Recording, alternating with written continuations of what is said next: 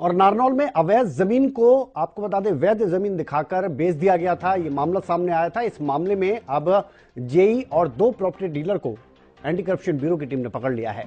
दोनों को कोर्ट में पेश किया गया, 2 दिन की रिमांड पर लिया गया है। अब इस रिमांड के दौरान यह पता लगाया जाएगा कि यह गड़बड़ झाला किस तरह से किया गया था। अनाधिकृत जमीन थी, इसे अधिकृत दिखा दिया गया और बेच दिया गया। अब इस मामले में जेई और 2 प्रॉपर्टी डीलर की अगर बात की जाए तो एसीबी की तरफ से पकड़ा गया है। इनको रिमांड ले ली गई है 2 दिन की।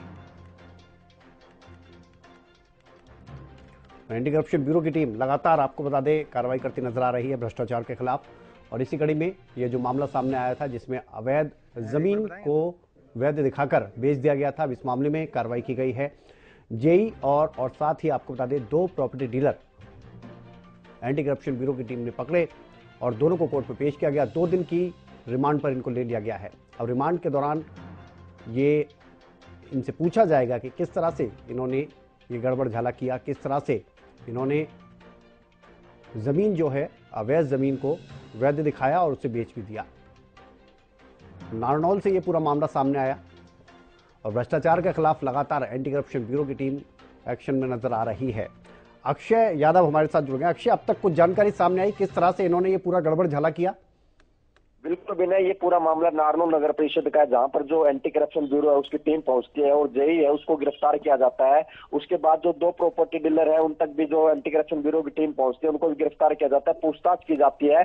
और जो दोनों प्रॉपर्टी डीलर थे उनके माध्यम से ही ऐसा कहा जा रहा है कि जो पूरी जो गड़बड़ झाला वो किया गया है और इसमें जो नगर परिषद के अधिकारी वो भी शामिल है और अनाधिकृत जो भूमि थी उसको अधिकृत दिखाया गया। उसके बाद जो एनओसी जारी की गई, यहाँ तक कि उसके बाद जो मालिक है उनके द्वारा जो प्रॉपर्टी डीलरों से मिलकर जो जमीन जो खरीदी है मालिकों को उनको रजिस्ट्री भी कर दी गई। उसके बाद जो शिकायत एंटी करप्शन ब्यूरो तक पहुंचती है और एंटी करप्शन ब्यूरो इस पूरे मामले की जांच करती है। उसके बाद इनकी गिरफ्तारी की जाती है। आज गिरफ्तार करके इनको जो तीनों को आज कोर्ट के अंदर पेश किया गया है। उसके बाद 2 दिन का जो रिमांड है वो एंटी करप्शन ब्यूरो की टीम के द्वारा लिया गया है, जिसमें गहनता से पूछताछ की जाएगी और मामले में खुलासा हो पाएगा कि कितने लोग और इसमें शामिल है और कितने रुपए का जो गड़बड़ झाला वो किया गया है। एक तरफ तो सरकारी राजस्व को भी चुना लगाया गया है, वही जो बड़ा जो गड़बड़ झाला है ये सामने आया है। अब जांच में स्पष्ट हो पाएगा कि कितने लोग इस गैंग के अंदर शामिल है और कुछ और भी गिरफ्तारियां होने की संभावना फिलहाल इसमें जताई जा रही है। फिलहाल जो जांच हो जा रही है। जी अक्षय, क्या अब तक ये सामने आया शुरुआती तौर पर जानकारी की ये कितनी एकड़ जमीन थी जिसको